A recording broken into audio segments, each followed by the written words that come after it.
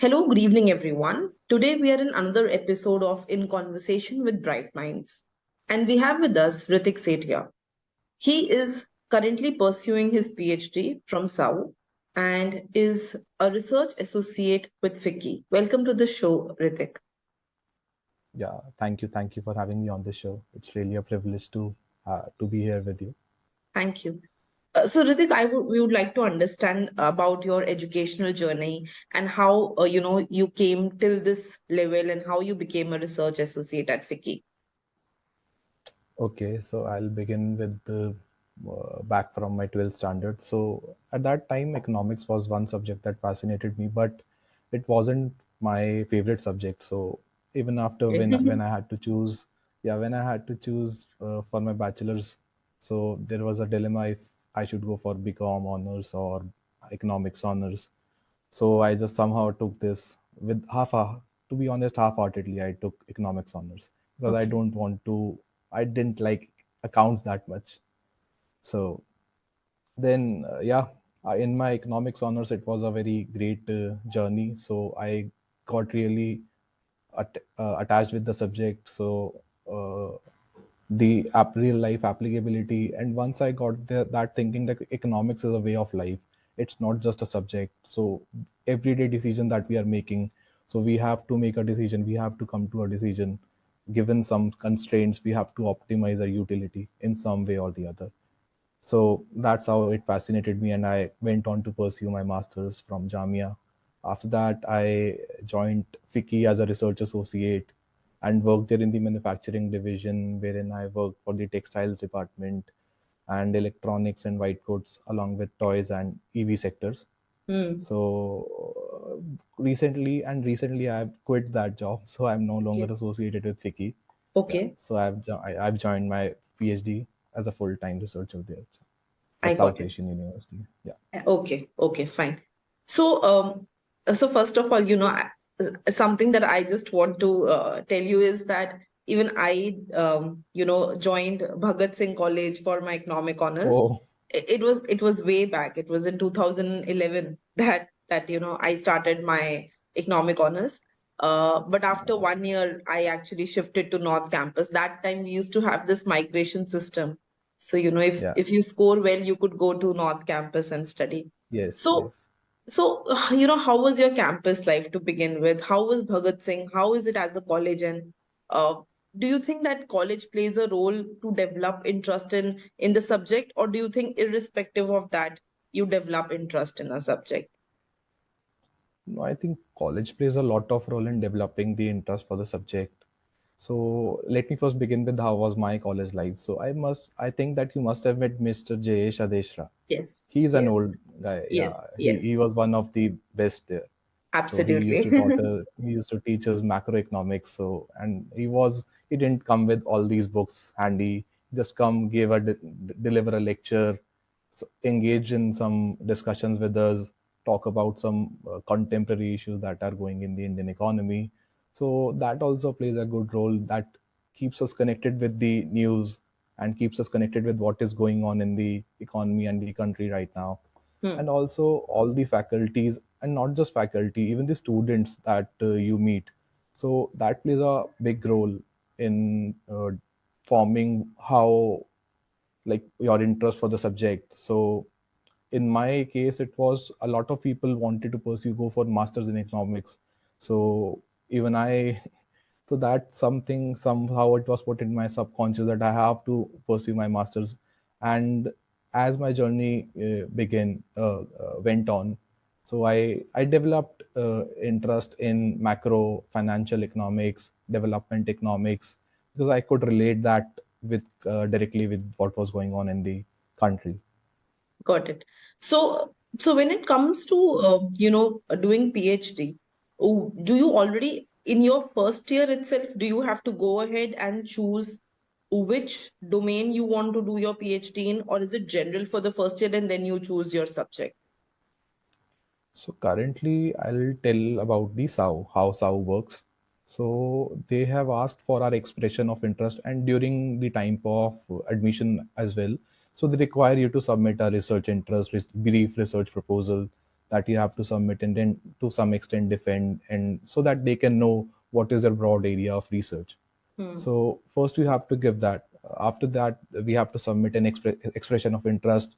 Basically, again, re-emphasizing the area which we are interested by. So that I have to submit. So accordingly, they'll allot you a advisor.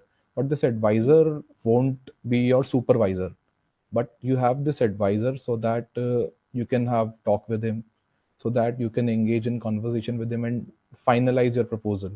So finally, you have to final your proposal by the end of the first year. First year is coursework, so that you again get to refresh all your micro, macro, advanced stage concepts along with research methodologies.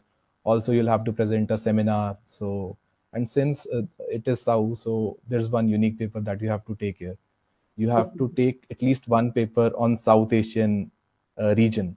So to know about its economy, culture, so anything which you like. So one paper on South Asian economy. Got it. Got it. But you don't have to choose it in, I mean, the first year is a general year in PhD, and then you go ahead and kind of tell which subject you want to do it in. Yes, yes, yes. By the end of the first year, you have to submit your final proposal Final in proposal. which area you want to work.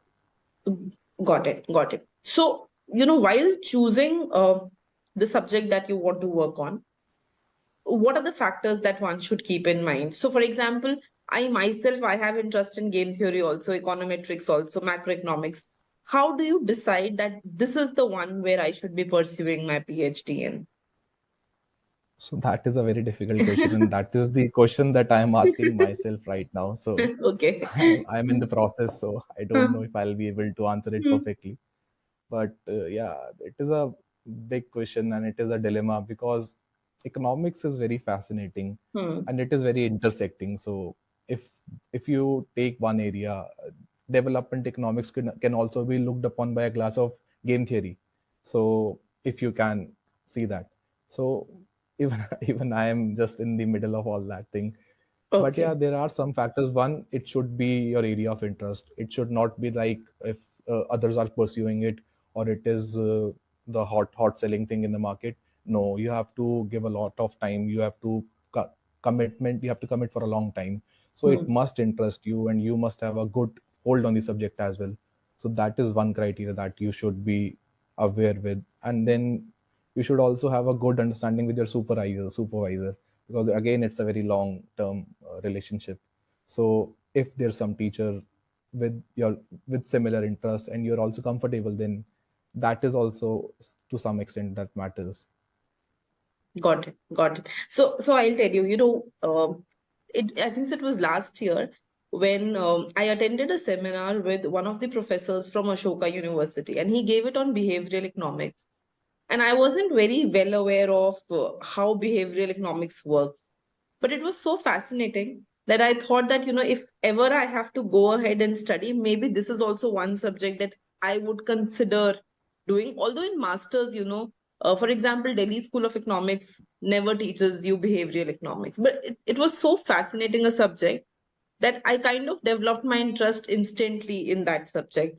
So I think so that's where students will have to put in a lot of thought as to which subject should they be going ahead and doing their PhD from. So Yes, yes. one thing that then comes into mind is what exactly is the process? Do you have to go ahead and clear the net JRF exam to do PhD from SAU, or do you just have to clear their separate entrance exam? So in the case of South, from this year onwards, they have two ways of conducting their admissions. So one is via the way of entrance exam, where there is a SAU examination. You have to clear it. Then again, you'll have to submit your research proposal, and after your research, you have submitted that proposal, so then you'll have your interview in which they'll ask you some technical questions as well as your broad area of research and some questions from your proposal like methodology, data, and applicability of it and how realistic it is.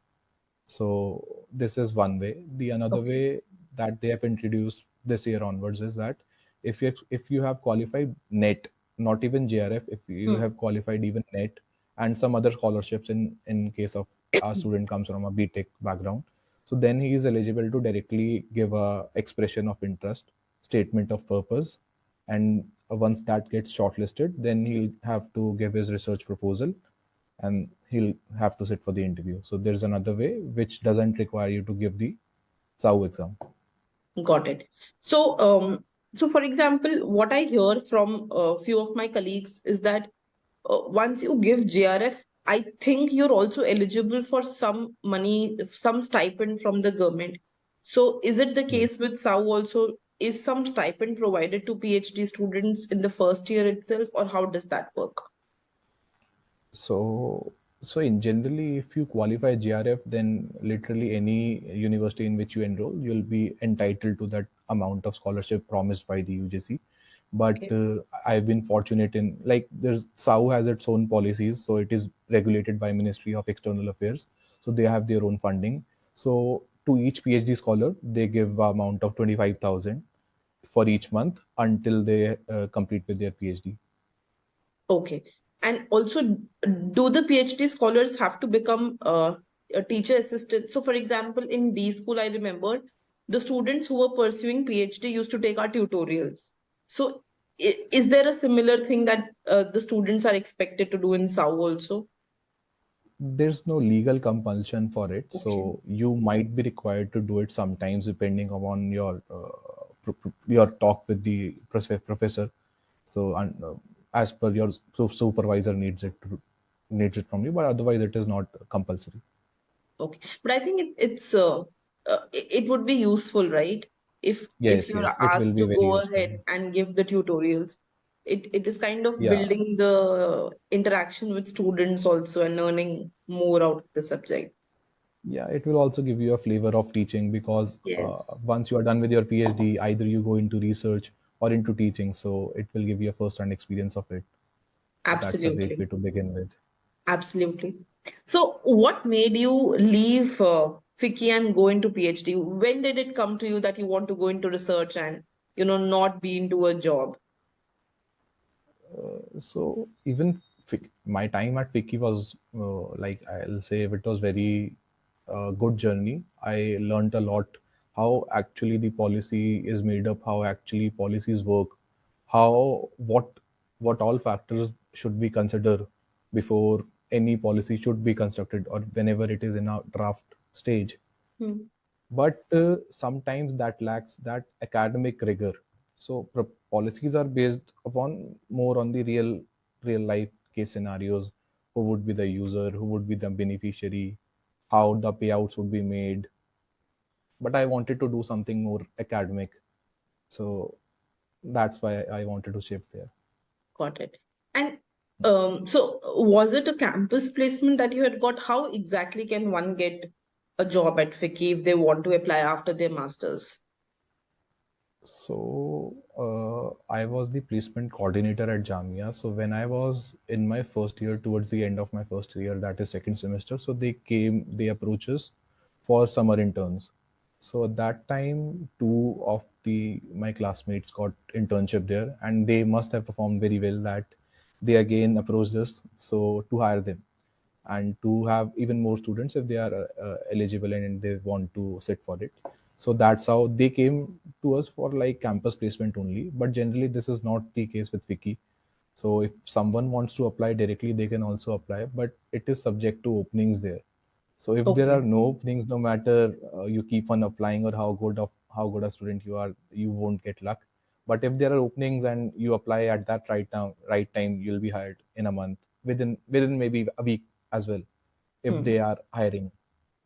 And So that comes that's on their website, is it? When yeah, they're that comes on hiring, their that's website. a public They information. put it up. Yeah, they put it up on their website. They also post it on the LinkedIn. So that is transparent. Got it.